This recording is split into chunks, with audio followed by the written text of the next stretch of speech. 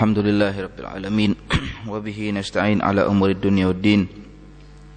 Wassalatu wassalamu ala asyrafil anbiya'i wal mursalin sayyidina Muhammad wa ala alihi wa sahbihi ajma'in. Wala haula wala quwwata illa billahil aliyyil azim.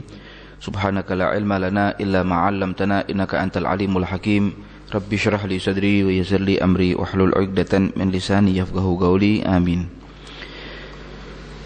Ikhwani yang dimuliakan oleh Allah Ta'ala, alhamdulillah di pagi hari ini kita dapat kembali bertemu, bertatap muka dan kembali bersua dalam keadaan sehat walafiat di dalam pembahasan kitab Ihya Ulumuddin, berkisar tentang masalah asrarus shalah atau rahasia-rahasia salat. Rahasia-rahasia salat yang dibahas oleh Imam Ghazali di dalam bab ini adalah sangat pentingnya rahasia. Jadi keutamaan rahasia atau unsur yang penting di dalam salat. Unsur yang sangat penting di dalam salat. Jadi bab yang menerangkan tentang makna-makna batin, tentang makna-makna batin yang ruhnya salat atau hidupnya salat seseorang itu tidak akan sempurna kecuali dengan ini. Maknanya orang itu tidak akan memahami makna salat yang sebenarnya, dan salat yang dia tegakkan itu tidak akan menjadi salat yang sempurna, ya, kecuali dengan makna ini yang akan dibahas nanti ini. Ada beberapa nanti ini perlu perlu perhatian penuh ini, ya, perlu dicermati, diperhatikan secara seksama yang penuh perhatian. Insyaallah akan bisa memahami, insyaallah akan bisa memahami, dan insyaallah kita bisa melaksanakan. Gitu, kita berharap kita semuanya tidak bisa seperti apa yang difatwakan oleh Imam Ghazali, namun sedikit demi sedikit, sedikit demi sedikit, sedikit demi sedikit, insyaallah kita akan mendapatkan apa yang kita inginkan dari sholat kita ini, ya. Sebutkan, ketahuilah bahwa makna-makna ini sangatlah banyak ungkapannya. Jadi kalau mau dibahas itu ya tidak bisa satu pembahasan, bisa sampai 10 jilid, 20 jilid, berjilid-jilid bahkan, ya. Tapi nanti akan dikumpulkan oleh Imam Ghazali di dalam 6 gagasan. Di dalam 6 gagasan. Di dalam 6 perkara nanti pembahasannya. Yaitu hudurul galab, hadirnya hati manusia di dalam sholat. Saat dia sholat, hatinya hadir, tidak kemana-mana, ya, di dalam sholat itu, ya. Yang kedua, at-tafahum, memahami. Yang kedua, memahami. Yang ketiga, at-ta'zim, yaitu mengagungkan. Ini ada 3, ya. Ini. Kemudian yang keempat, al-haibah. Apa itu al-haibah? Al-haibah adalah rasa wibawa, ya, yang ditimbulkan dari rasa pengagungan itu sendiri. Rasa pengagungan sehingga terasa Allah Ta'ala itu di hadapan kita itu dengan wibawanya yang sangat agung sekali, ya. Yang kelima, ar-raja, rasa harap atau penuh harapan. Dan yang keenam adalah al-haya, rasa malu, ya. Nanti beliau menyebutkan bahwa kami akan sebutkan perinciannya satu persatu, kemudian sebab-sebabnya, dan kemudian akan kami sebutkan pula cara memperoleh obatnya. Bagaimana cara memperoleh obatnya supaya kita itu khusyuk sholat kita. Ini kan kajiannya khusyuk sholat ini, supaya sholat kita ini khusyuk itu. Adapun perinciannya yang pertama adalah hadirnya adalah hati. Seseorang yang sholat, hatinya hadir di dalam sholatnya, ya, itu pasti akan khusyuk. Wa na'ni bihi, yang saya maksud, kata Imam Ghazali, yaitu hati seseorang kosong dari segala hal apa-apa yang bercampur di dalam dirinya. Kosong, tidak ada apa-apa hati-hatinya. Hatinya tidak tercampur dengan pasar, tidak bercampur dengan kantor, tidak bercampur dengan rumah, tidak bercampur dengan apapun, dengan makhluk, ya. Wa mutakallimun bihi, dan hatinya juga tidak bercakap-cakap atau tidak berkata-kata kecuali hanya kepada Allah. Itu namanya hudur, Ya, seperti antum hadir nih, duduk jegrek, hatinya tidak kemana-mana ini. Ya sudah, madep, mantep, mengikuti. Seperti antum melihat sinetron kalau di TVRI itu ada, itu hatinya antum sudah di situ. Bahkan bisa mengikuti seri per seri. Ya kan? Episode per episode. Fayakunul ilmu bil fi'li wal qauli magrunan bihima. Maka pengetahuan tentang gerakan kita dan pengetahuan tentang apa yang kita ucapkan semuanya ada di dalam diri kita. Jadi kalau sudah orang khusyuk di dalam sholatnya, itu dia mengerti apa yang dia ucapkan dan dia bisa merasakan apa yang dia perbuat. Saya ruku, kepada siapa saya ruku ini? Ya, saya sujud, kepada siapa saya sujud ini? Ya, dia memahami itu. Wala yakunul fikru ja'ilan fi ghairihima, dan pemikirannya pun juga tidak tertembus. Ja'il itu tertembus, tidak menembus kemana-mana kecuali kepada dua tadi, kepada perbuatan dan kepada ucapan. Tidak kemana-mana, sudah pikirannya ya ke situ, fokus ke situ. Tidak tembus ke pasar, ke sana, ke sini, ke mana, sudah ya ke sholat sudah. Ya, wa mahman sarafal fikru an ghairi ma huwa fihi wa kana fi qalbihi dzikrun lima huwa fihi. Jika pikiran seseorang ini berpaling, kata Imam Ghazali, jika pikiran seseorang ini di dalam sholatnya berpaling dari segala hal, artinya pikirannya tidak kemana-mana, ya sudah ke sholat, ya tidak kemana-mana, dan hatinya pun juga tidak mengingat apa-apa ya kecuali dalam sholat saja. Ya, walam yakun fi ghaflatun an kulli syai', dan juga tidak lalai dari segala sesuatu yang dia kerjakan di dalam sholatnya. Kalau sholatnya zuhur 4 rakaat ya 4, 3 rakaat maghrib ya 3, 2 rakaat subuh ya 2, gitu loh. Ya, sehingga tidak membingungkan orang, dan dirinya sendiri juga tidak kacau dalam sholat. Karena sering kita, ini 4 apa 3, 3 apa 2, 2 apa 1, terus begitu, ya kan? Ya, menandakan bahwa tidak khusyuk. Nah, kalau kita punya pikiran itu tidak kacau dengan ini semuanya, ya, kita punya pikiran tidak kacau dengan ini semuanya, kemudian hati kita juga tidak mikirkan apa-apa ya kecuali di dalam sholat, bahkan kita tidak lalai dari apa yang kita kerjakan waktu kita sholat ini, faqad hasala hudurul qalb, maka dengan sendirinya kita telah mendapatkan hadirnya hati. Enak, ya. Walakin at-tafahum li ma'nal kalami amrun wara'a hudurul qalbi. Akan tetapi, lihat sini ya, memahami makna apa yang kita ucapkan di dalam sholat itu adalah perkara lain.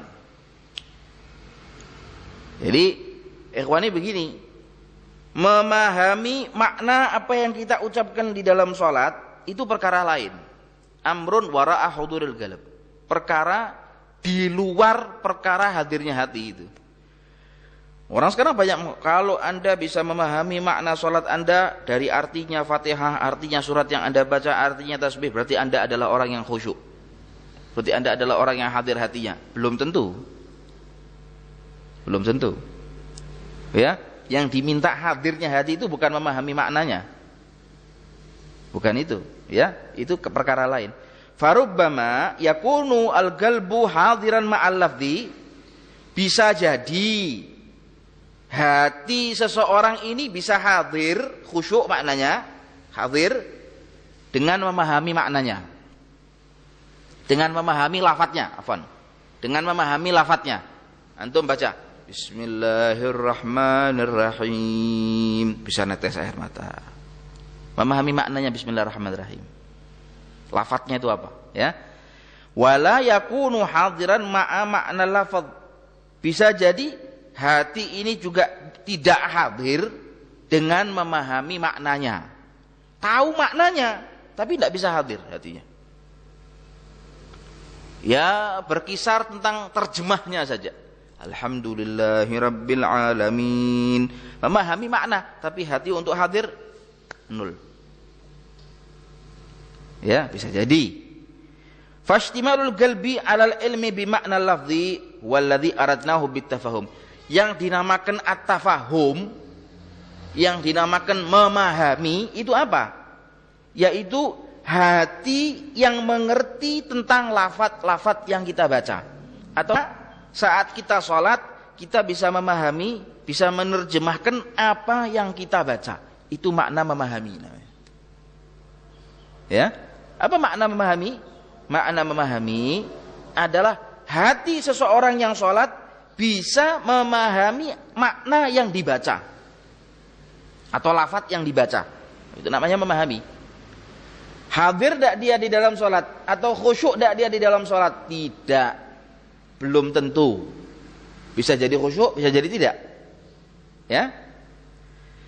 Nah, kemudian wahada magamun yatafawatun nasu fihi. Ini kedudukan terkadang manusia berbeda-beda. Ya. Saya di dalam khusyuk beda sama jenengan di dalam khusyuk, beda. Beda.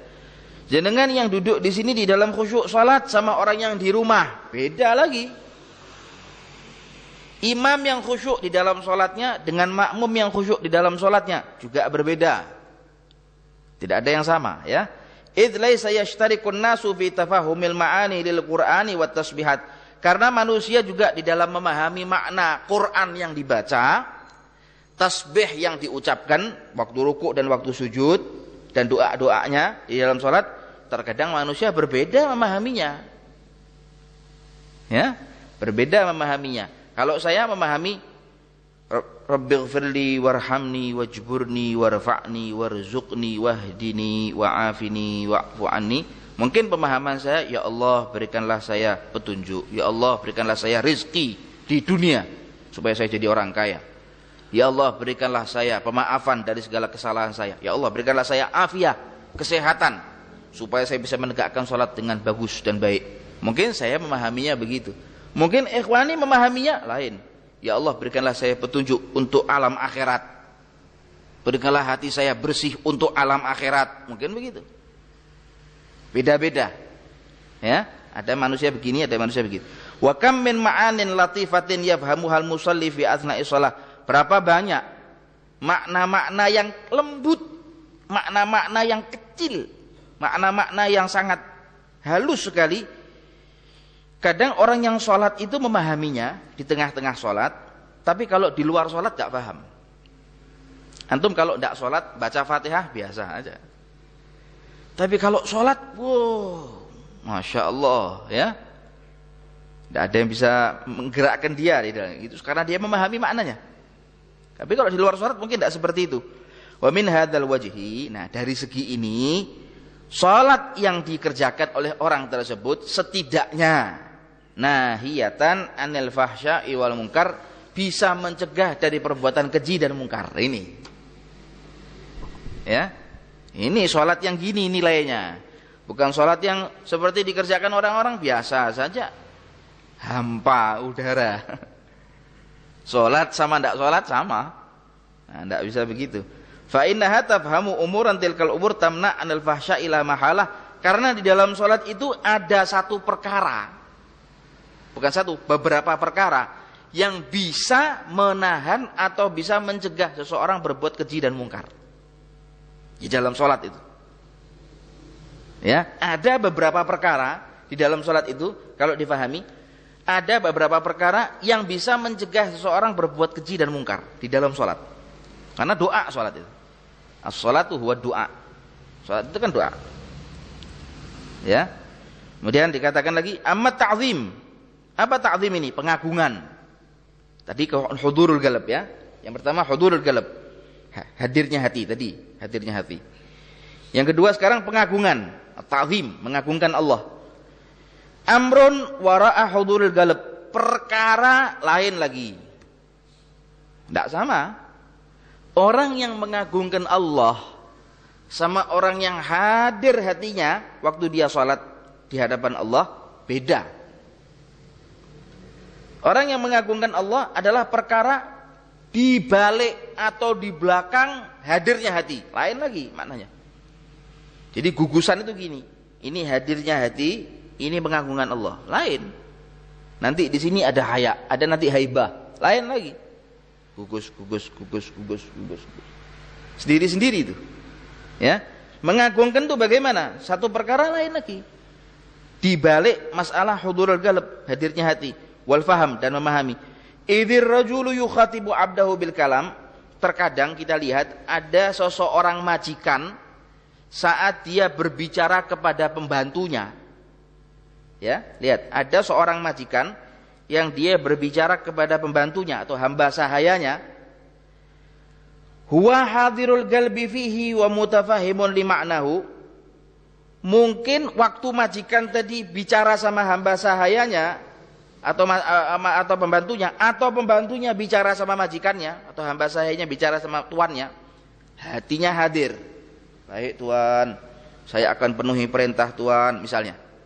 Memahami apa yang diutarakan. Saya perintahkan Anda wahai pembantuku, wahai hamba sahayaku untuk berbuat begini. Paham dia?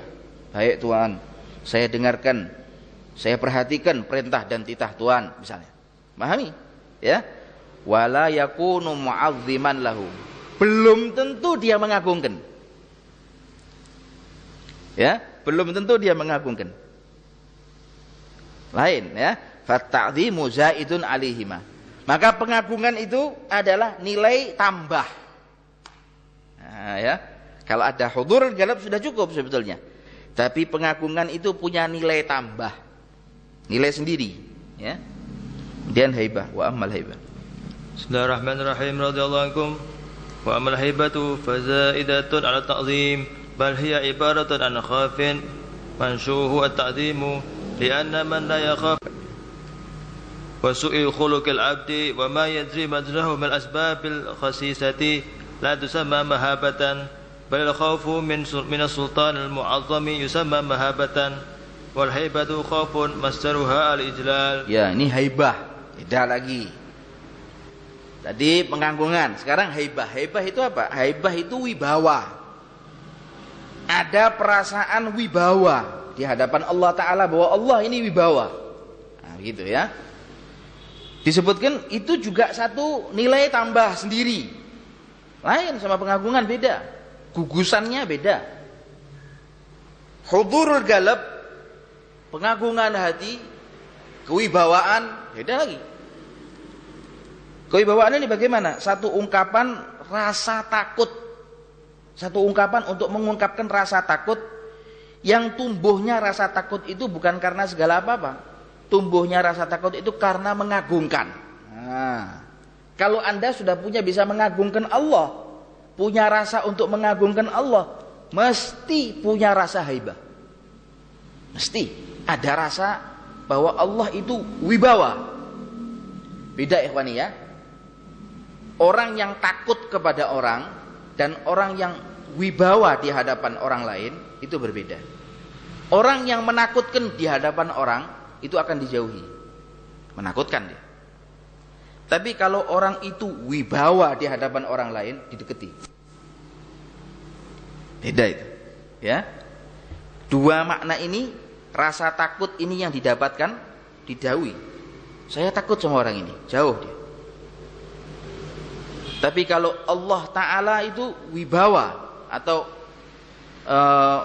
tuan saya ini wibawa, atau pejabat itu wibawa, atau ulama itu wibawa, didekati. Pasti akan didekati, tidak akan dijauhi.